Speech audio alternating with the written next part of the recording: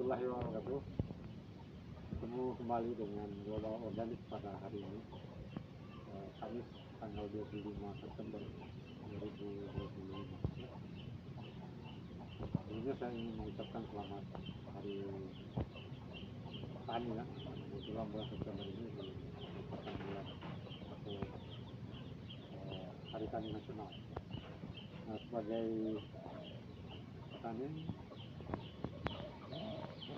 dalam skala rumah tangga, kami akan menyajikan satu video yang sangat penting saya kira untuk baik bagi para petani maupun para kepala rumah tangga atau ibu rumah tangga yang khususnya bagaimana mengolah sampah menjadi kompos. Nah, pada video kali ini kami menampilkan 3 hal. Pertama tentang fasilitas komposan. Jadi fasilitas komposan ini berukuran 1 kali 1 meter ya, persegi. Ini terbuat dari kayu palet kayu atau yang biasa dipakai untuk pengalas agar untuk pengiriman barang dari satu daerah ke daerah lain. Kami peroleh ini dari teman, dan ya harganya kalau satu palet begini sekitar Rp5.000 ya. Jadi sangat murah dan sangat terjangkau. Manfaatnya cukup besar untuk mengelola sampah-sampah organik di rumah tangga ataupun di sekolah-sekolah atau di gedung-gedung perkantoran. Di perkantoran bisa menggunakan fasilitas ini dan untuk merakitnya sangat mudah ya.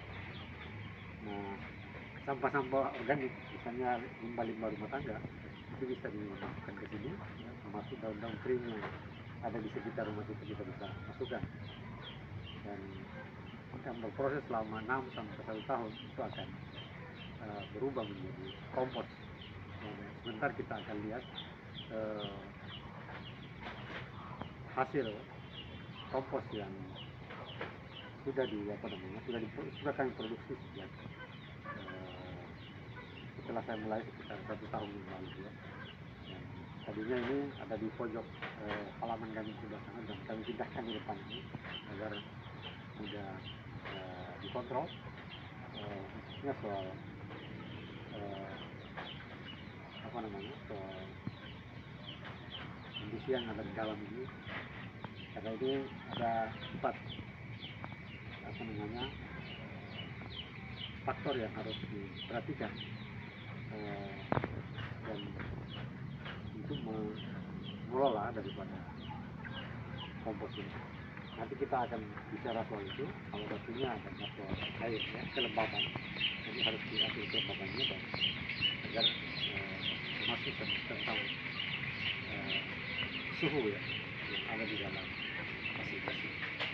Nah, mengenai alat yang digunakan, kami menggunakan ukurannya dalam mengelola bahan-bahan organik yang ada di dalam ini. Ada 2 alat, 1 parang ya.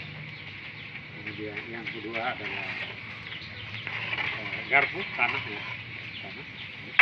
Jadi 2 alat ini sangat penting saya kira, bahwa penggunaan daripada parang ini cukup penting saya kira untuk proses pengomposan, khususnya kalau kita memanfaatkan bahan-bahan ranting misalnya ini kita mau komposkan ini kita potong ya, dan ini mesti kita potong-potong ya, semakin kecil potongannya semakin bagus. Kita masukkan dalam proses pengomposan agar mudah terurai. Nah, daun-daun ini kita masukkan semua. Jadi sangat mudah. Nah, ini juga kita tetap standby di sini, dan itu soal parang. Makanya parang ini juga kita harus jaga jaga kita jangan salah. Nah, lanjut pada alat yang kedua, ini adalah garpu tanah ya.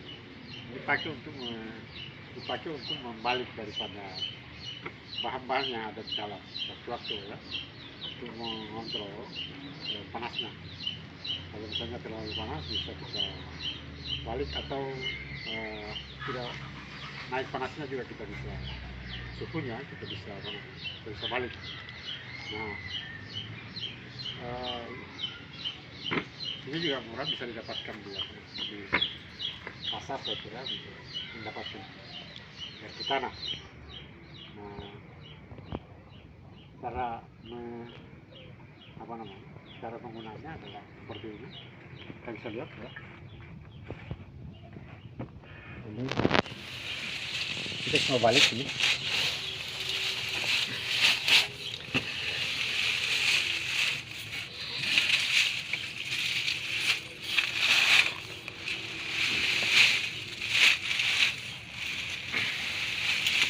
Jadi seperti ini, dan bisa kalau kami di sini tidak mencium aroma selain dari aroma padahal di sini banyak sisa-sisa makanan yang sudah ada dimasukkan, dan sepertinya sudah mulai terurai ya. Mulai terurai. Jadi bangun bangunan sini, tetapi sebenarnya dalam proses pengomposan itu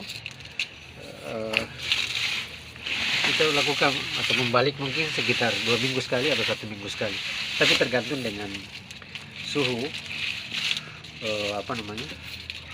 yang ada dalam proses pengomposan. Kalau suhunya tidak naik, misalnya sampai 100 Fahrenheit, pasti perlu dibalik, atau mungkin ada unsur bahan yang unsur nitrogennya rendah, jadi harus dikasih bahan yang memiliki unsur nitrogen. Nah, untuk mengukur suhu tentu juga kita menggunakan satu alat. Nanti saya akan perlihatkan. Selain dari 2 alat tadi, parang, garpu, dan satu lagi yaitu termometer ya, yang digunakan untuk mengukur suhu ya, mengontrol suhu kompos kita ini. Ini digunakan untuk mengontrol suhu, cukup ditancapkan saja ya, ditancapkan saja penggunaan ini dalam kompos kita. Dalam beberapa menit, 30 sampai 3 menit kemudian, itu akan mulai, kalau memang ada unsur suhu, dia akan mengukur suhu daripada kompos kita. Itu mulai pelan-pelan agak akan naik ya. Nah, sedapat mungkin kita punya suhu kompos itu bisa sampai 130 sampai 160. Agar apa? Agar gulma dan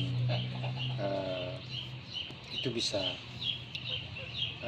mati ya, atau patogen yang ada dalam ini bisa mati. Dan saya kira itu yang bisa kita untuk proses pengomposan yang akan berlangsung selama kurang lebih 6 bulan sampai setahun. Itu kita masukkan saja. Namun ada catatan, 2 hal yang perlu dihindari, misalnya susu, daging jangan dimasukkan ke sini karena itu bisa mengundang tikus ya, dan daging itu juga susah untuk agak lama baru bisa terurai sehingga, dan bisa menimbulkan bau yang tidak sedap. Tapi kalau ada bau yang tidak sedap bisa kita tutup dengan masukkan banyak karbon ya, seperti daun-daun kering, itu akan bisa meredam bau itu sendiri. Dan ada dari aspek bahan ada 2 hal yang harus diperhatikan, yaitu unsur karbon dan unsur nitrogen. Unsur karbon itu adalah yang sifatnya warna coklat, ini daun kering, jerami, berkat, karbon, atau rak telur, atau serbuk gergaji itu tergolong dengan bahan yang masuk untuk coklat, sedangkan sisa makanan atau kulit-kulit buah dengan ampas kopi itu tergolong dengan unsur green, hijau, bahan hijau. Nah, empat itu jadi bahan hijau, baik bahan coklat, kemudian air, betul tetap untuk menjaga kelembaban ini kita harus siram ya, dan udara itu ini harus mendapatkan udara yang bagus agar proses agar mikroorganisme dalam mengurai bahan organisme ini bisa terus berlangsung dengan baik, bisa secara aktif ya. Dengan demikian empat hal yang harus diperhatikan, khusus soal udara maka sesekali harus dilakukan dibalik ya, menggunakan alat tadi itu yaitu garpu. Oke, dan setelah 1 tahun kita bisa lihat hasilnya. Ya, demikian saya kira apa yang sudah saya jelaskan tadi bahwa proses pengomposan dengan menggunakan fasilitas palet kayu ini sangat sederhana, sangat bermanfaat untuk kelangsungan kita dalam mengelola sampah rumah tangga ya, dan membuatnya menjadi kompos. Jadi yang diingat adalah satu, ada alatnya adalah fasilitas palet ini bisa kalau kita punya banyak palet kayu, kita bisa membuat beberapa kotak ya, sampai 7 kotak misalnya, dan setiap bulan kita pindahkan dari kotak 1 ke kotak 2. Nah, sampai bulan ketiga itu masuk ke kotak ke-7 dan kompos kita sudah jadi ya. Saya kira itu yang sebagai penutup untuk proses pengomposan dalam skala rumahan, agar sampah kita bisa bermanfaat dan kita bisa mendapatkan kompos yang saya kira kompos ini sangat bagus untuk pertumbuhan tanaman. Terima kasih. Assalamualaikum warahmatullahi wabarakatuh.